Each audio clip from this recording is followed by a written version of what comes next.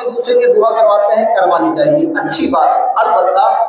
ہم عام انسان ہیں، کسی کو دعا کے لیے کہا، بھول بھی سکتا ہے، ہو سکتا ہے دعا کرے نہ کرے، یاد رہے نہ رہے، لیکن فرشتوں سے دعا کروائیے، فرشتے بھولتے بھی نہیں ہیں، اور جو دعا کریں گے انتہائی اخلاص کے ساتھ کریں گے، انشاءاللہ کریم دعا کا اثر بھی جلد ظاہر ہوگا۔ فرشتوں کی دعا لینے کا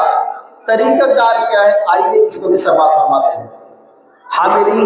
عرش یعنی عرش الہی اٹھانے والے فرشتے، یہ بہت ہی فضیلت والے فرشتے ہیں۔ یہ مقدس فرشتے مسلمانوں کے لیے دعائیں مغفرت کرتے ہیں، اور اس کے لیے دعا کرتے ہیں، فرمایا